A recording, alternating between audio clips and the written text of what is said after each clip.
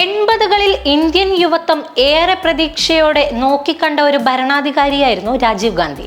വളരുന്ന ഇന്ത്യയെ സ്വപ്നം കണ്ട് നവ ഇന്ത്യക്ക് തുടക്കം കുറിച്ച ഒരു മഹത് വ്യക്തിയായിരുന്നു അദ്ദേഹം. ഇന്ത്യയെ 21ാം നൂറ്റാണ്ടിലേക്ക് നയിച്ച രാജീവ് ഗാന്ധി സാങ്കേതിക സാമ്പത്തിക രംഗങ്ങളിൽ അടിമുടി മാറ്റങ്ങൾ കൊണ്ടുവന്നു. തീർത്തും അപ്രതീക്ഷിതമായിട്ടായിരുന്നു രാജീവ് ഗാന്ധിയുടെ രാഷ്ട്രീയ പ്രവേശനം. ഇന്ദിരാഗാന്ധി കൊല്ലപ്പെട്ടപ്പോൾ 40ാം വയസ്സിൽ രാജീവ് ഗാന്ധി ഇന്ത്യയുടെ പ്രധാനമന്ത്രിയായി.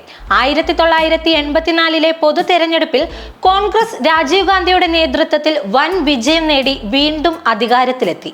ഭാവിയെ മുന്നിൽ കണ്ടുള്ള നയങ്ങളായിരുന്നു രാജീവ് ഗാന്ധിയുടേത്. ടെലികോം വിപ്ലവം, അടിസ്ഥാന മേഖലകളിൽ ആരംഭിച്ച 6 ടെക്നോളജി മിഷനുകൾ, വ്യാപകമായി നടപ്പാക്കിയ കമ്പ്യൂട്ടർവൽക്കരണം, യന്ത്രവൽക്കരണം, വ്യവസായ നവീകരണം, സാങ്കേതിക മേഖലകൾക്ക് നൽകിയ ഊന്നൽ എന്നിവ ഇന്ത്യയുടെ രൂപം തന്നെ മാറ്റിമറിച്ചു. കൂടാതെ അദ്ദേഹത്തിന്റെ കാലത്ത് ശാസ്ത്ര സാങ്കേതിക രംഗത്തെ കുതിച്ചുചാട്ടത്തിന് ഇടയാക്കിയത് ദീർഘവീക്ഷണത്തോടെയുള്ള രാജീവ് ഗാന്ധിയുടെ പ്രവർത്തനങ്ങളായിരുന്നു. നവോദയ വിദ്യാലയങ്ങൾ തുടങ്ങിയതും പബ്ലിക് കോൾ ഓഫീസുകൾ തുടങ്ങിയതും ലൈസൻസ് രീതി പൊളിച്ചു മാറ്റിയതും രാജീവ് ഗാന്ധി പ്രധാനമന്ത്രിയായിരുന്ന കാലത്താണ്.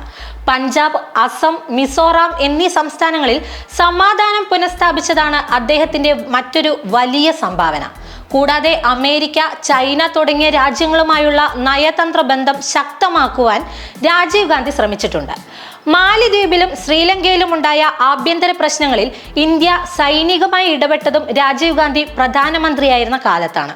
1991 പൊതു തിരഞ്ഞെടുപ്പ് പ്രചരണ വേളയിൽ തമിഴ്നാട്ടിലെ ശ്രീപെരുമ്പുത്തൂരിൽ വെച്ച് LTTE തീവ്രവാദികളാൽ വധിക്കപ്പെട്ടപ്പോൾ വെറും 47 വയസ്സായിരുന്നു രാജീവ് ഗാന്ധിയുടെ പ്രായം.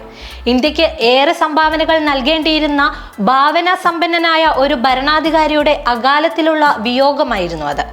മരണാനന്തരം പരമോന്നത ബഹുമതിയായ ഭാരതരത്നം നൽകി രാജ്യം രാജീവ് ഗാന്ധിയെ ആദരിച്ചിരുന്നു.